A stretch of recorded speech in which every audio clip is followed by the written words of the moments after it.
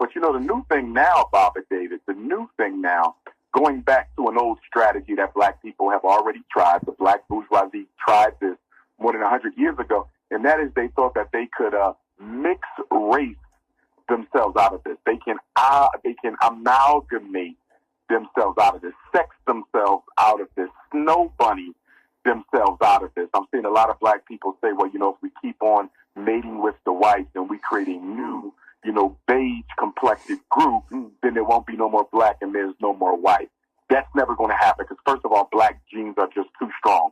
You're never going to kill the black. That's number one. And number two, most white people are not interested in being dissolved into a new brown group because as far as they're concerned, that's genocide. That's the whole basis of segregation, Jim Crow, and Willie Lynch in the first place. But I'm noticing that that is a strategy that a lot of the younger, politically uneducated American Africans are taking. They want to integrate themselves through sex and dating and mating and marriage and repopulation. They feel that if we just keep on making babies with white women, then maybe that will somehow reduce the tension that exists between the races. And we've been making babies with white women since we've been over here, and that ain't changed anything, you know. And there's even a movie out right now trying to popularize this theme called You People, the next You People with Eddie Murphy. I had to turn it off. I watched the whole thing yesterday. It was disgusting and a joke. I am going to do a movie review on it because I think this was a propaganda film. It had to be. This was a propaganda film. Totally aimed at getting black women and especially black girls to buy into the false narrative that there's a white man somewhere out there waiting for you. They want to destroy the black family by any means necessary. And by having black women refocus their romantic interest on white males, they can definitely control the pace at which the black family reproduces itself. Well, you know, I was looking online the other day, and they had a list of athletes and their girlfriends and wives, but predominantly most of the athletes had white wives and girlfriends.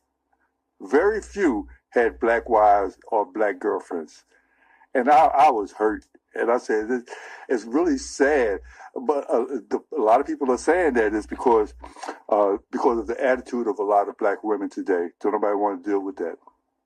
But it's not the woman's attitude as much as it is the black man's self-hatred. I don't agree with black men who try to scapegoat black women for their self-hating tendencies, right? So I've had bad experiences with black women as well. But guess what? I'm still loyal to black women. If this is a principle of yours, you know, if you have a conviction about something, you don't abandon that conviction, you know, for convenience. You know, the black man is dating outside of his race because he wants to, not because he has to. And the same thing goes for the black woman. She's dating out of her race because she wants to, not because she has to. And when you look at this interracial white media propaganda agenda, if you notice, Bobby David, they never show black people in interracial couples with other races. It's always black and white. Once in a while, you'll see black and Asian. Once in a while, you'll see black and Arab. Once in a while, you'll see black and Mexican.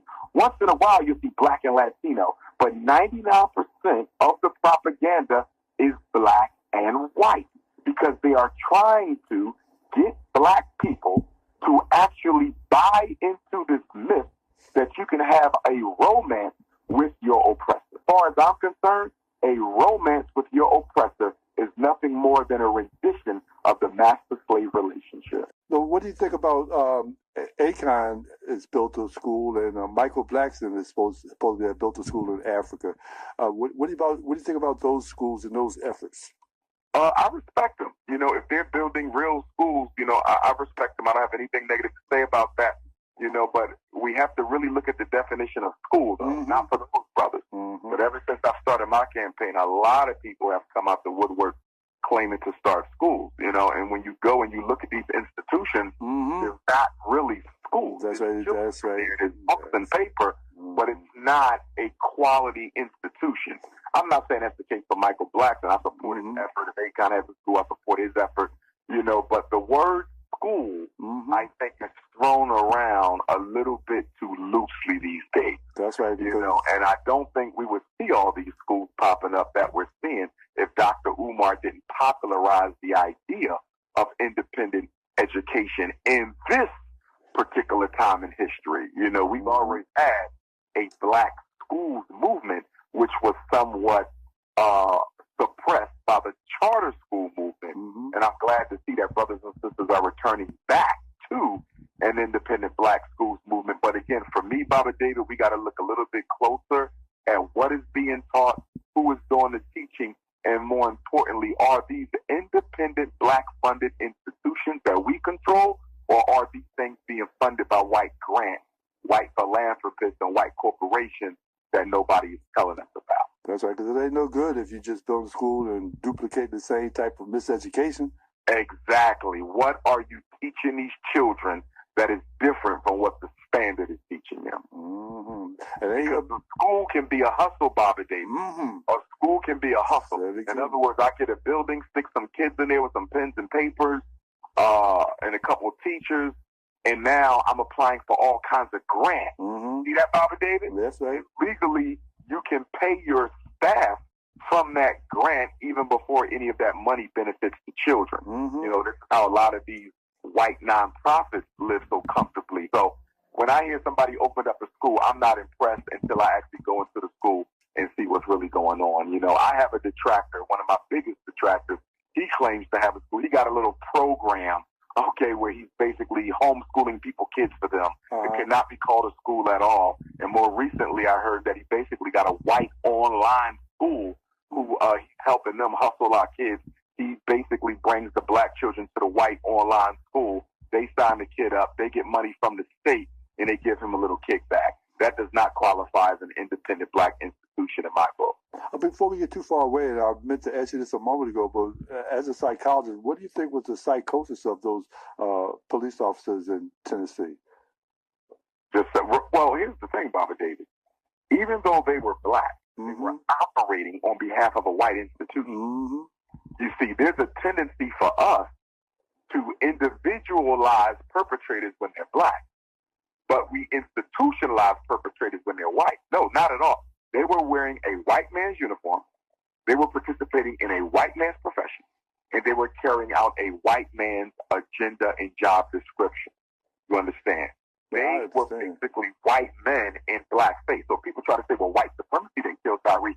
Yes, it was. Because if white supremacy didn't already create a precedent that said it's okay to exterminate innocent, defenseless black life, they would have never done that. So there was a precedent set by white police that allowed the black police to do what they did. But yet and still, they should suffer separate consequences by the black community because they should have known better. But yet and still, they were still operating off of privilege, a privilege of power that was extended to them by the white racist institution that they worked for, the Memphis Police Department. Yeah, because I've heard some people say, well, they couldn't be racist because they were black. And I try to explain, black people can be anti-black. Anybody can be anti-black. They were operating as agents of racism. You have to constantly scrutinize your behavior, Bobby, because all of us suffer from internalized racism. There's no African on the planet Earth, I don't care how conscious, how Christian, how Muslim, how Hebrew, how Pan-Africanist, how socialist, how Nawapi, how Nation of Islam, how God and Earth. There's no African on the planet, not in Africa, not in the Caribbean, not in the Americas, Europe, Asia, Australia, Canada, or the South Pacific. There's no African who does not suffer from internalized racism. White people have been running this planet for half of a millennium as they choose. And in that process, they have indoctrinated us intergenerationally and traumatically to believe in our own inferiority and in their superiority. So we all suffer from internalized racism. The solution to that is to be aware of it so you can control it. That is true. We have no agenda of our own. Everything we want to do is tied up with the white man. If you look at reparations, and again, we had this conversation, I support reparations, but it's tied up in the white man. He has to do something for you again. You know what I mean? So that's why reparations cannot be the priority. Mm-mm. That can't be the priority because your enemy is necessary in order for it to happen.